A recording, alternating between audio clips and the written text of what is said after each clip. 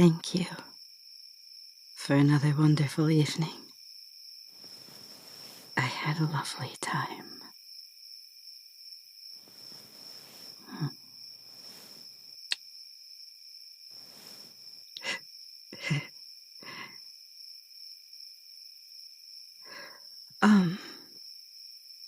No.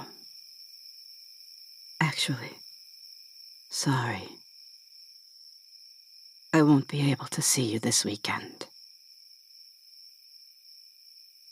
Yeah, the whole weekend. No, I'm not going out of town. Actually, can we talk? There's something I've been wanting to tell you about for a while, but I can't ever seem to find the right time. Thank you.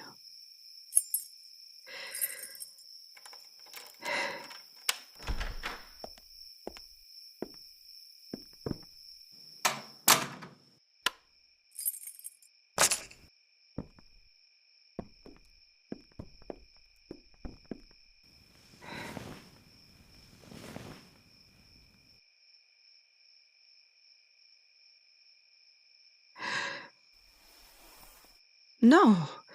Gods, no, you haven't done anything wrong. You're wonderful.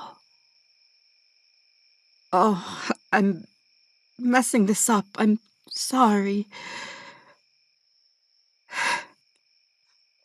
Right. I can do this. I'm just not sure where to start.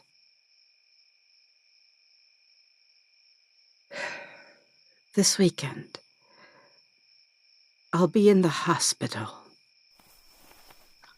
No, I'm okay. I'm not sick. These are standard tests. I have to do them every year. It's a condition of the program that lets me skip the wait list for the blood donation programs in this city, and gives me vouchers for artificial blood that come along with that. No, it's not standard. I'm different. I should probably go all the way back to the beginning. Thank you for being so patient with me.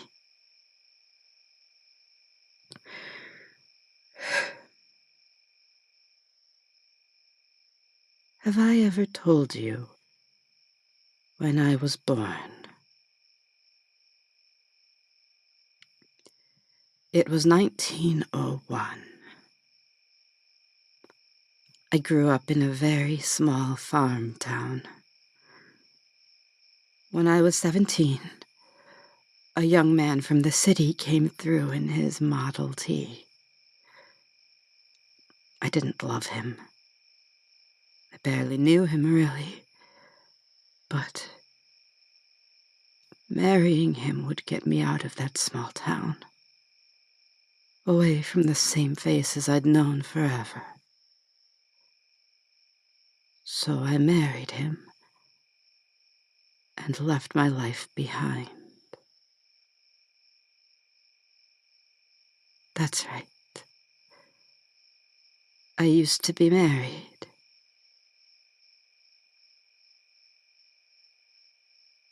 I moved to the city with him.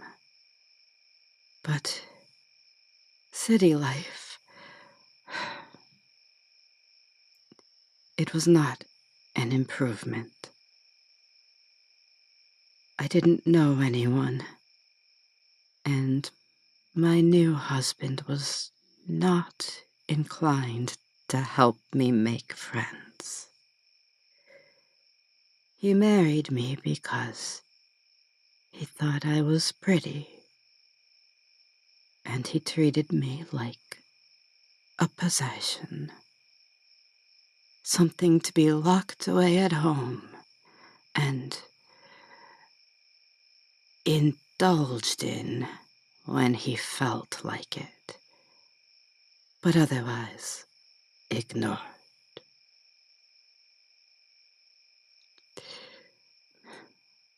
We were married only a year when I was turned. You look surprised. Do I look older than that?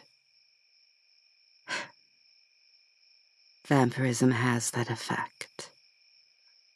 Muddles your appearance so age is impossible to guess. Of course, I am much, much older than that.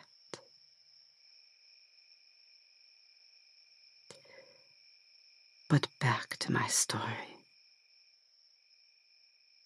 I was out running errands one day, and I got lost. Was wandering around trying to find a familiar street when I encountered a starving vampire. One of the unlucky ones.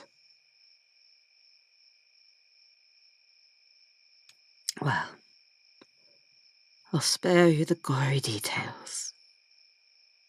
I was attacked, drained, and when I came to, I was like this, facing life as a vampire.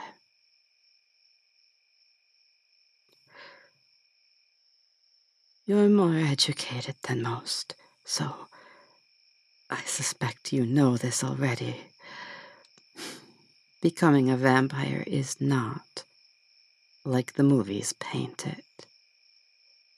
None of that, you drink my blood, I'll drink yours. If a vampire drains a human entirely of blood, there's a small chance they'll awaken as a vampire. Most simply, die. I woke up. I still don't know if that was lucky or not. Vampirism was a curse in those days, certainly, but not a death sentence. My husband, thankfully, was supportive, so I had a willing supply of sustenance. It could have been okay. It might have been okay if I was a normal vampire.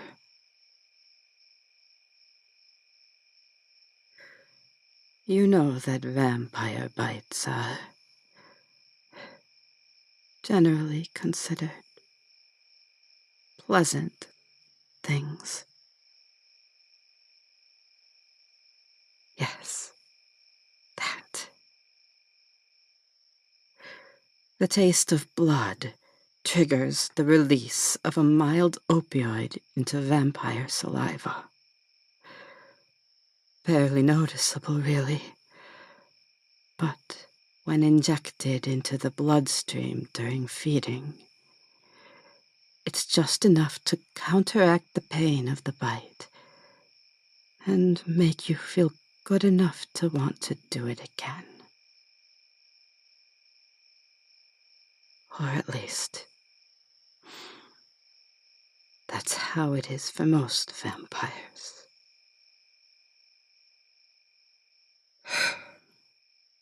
Not me.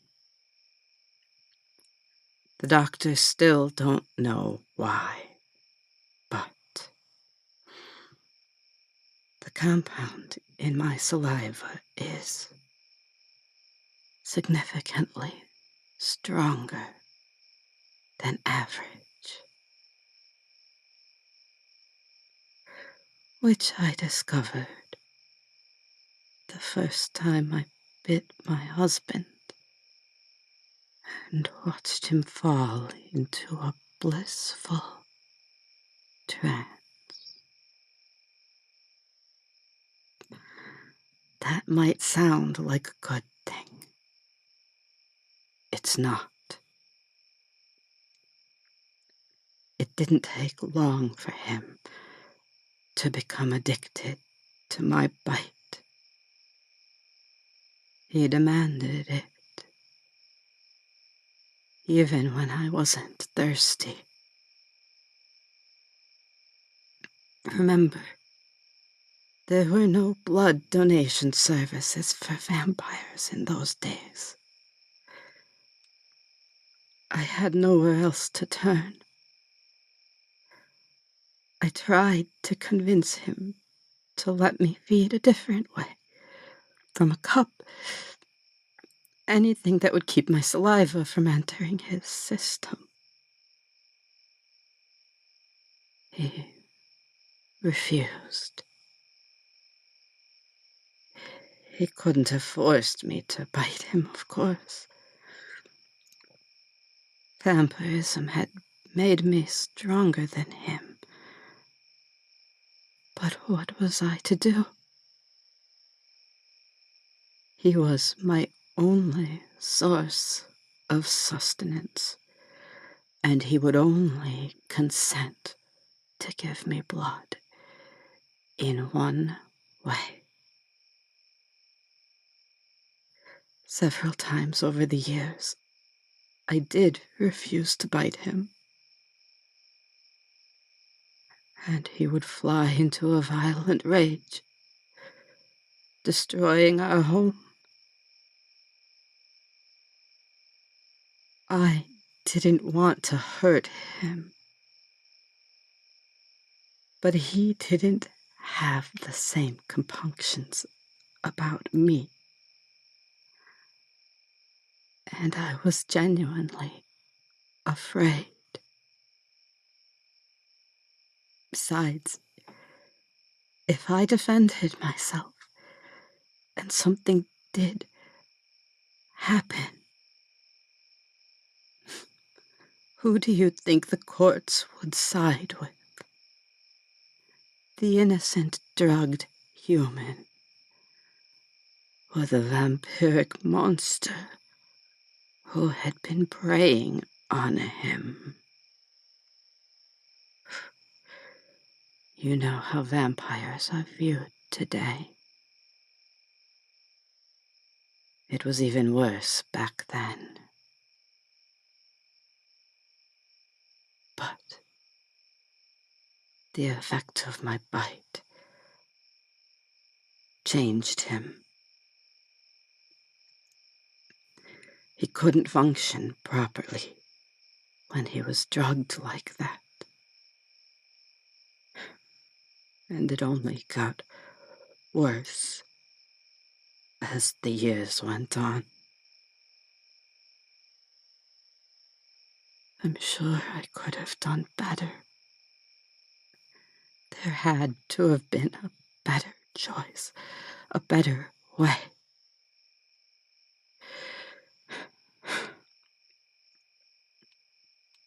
But I never found it.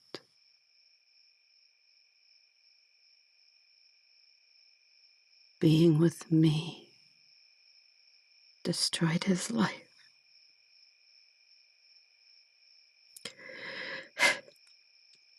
I won't dwell on those years. He died in 1963, an old man in a body worn by decades of addiction.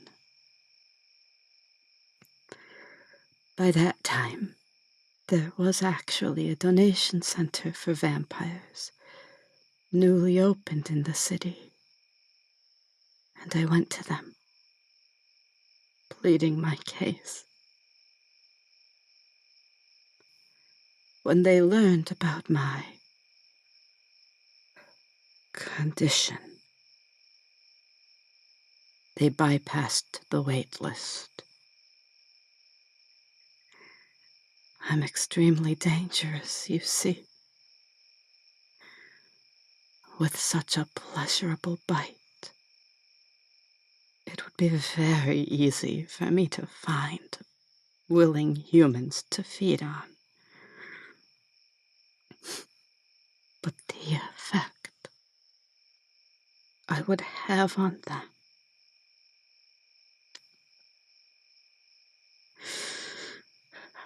I never want that to happen to anyone else. Not again. I can't be the cause of that again.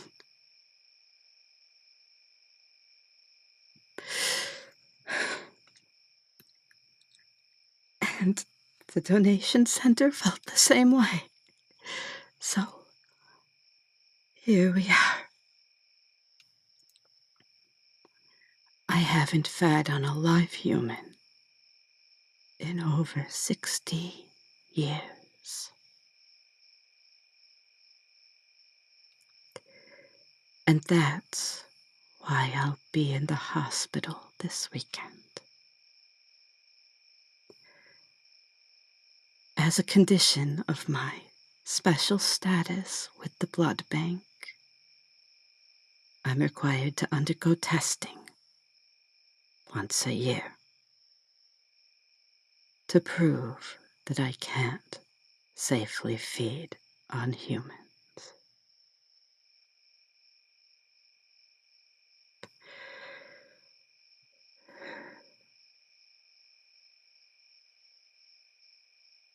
What are you thinking?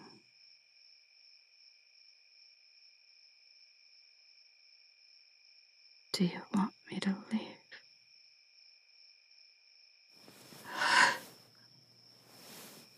Thank you.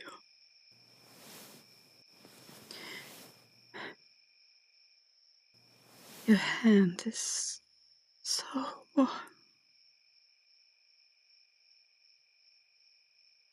I wasn't sure you'd want to touch me after hearing that.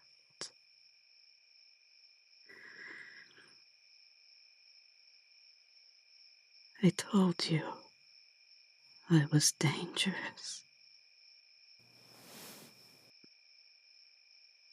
No, I never want to hurt you.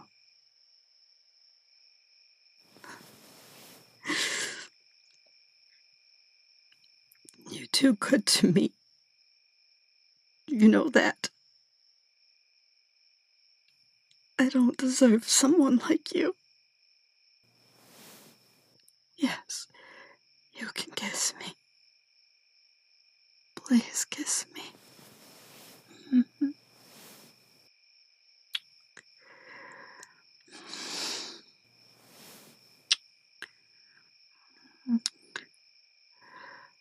I'm going to fall for you so hard. You know that. You're doing this on purpose, aren't you? Kiss me again.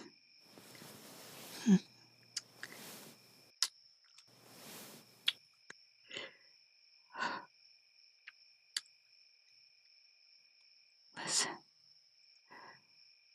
I understand if you want to say no. After everything I just said, you should kick me out, but can I?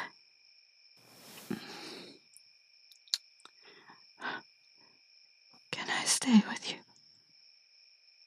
tonight?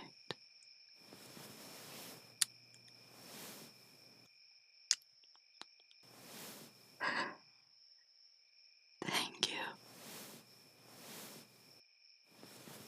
I promise I won't bite you. But if you want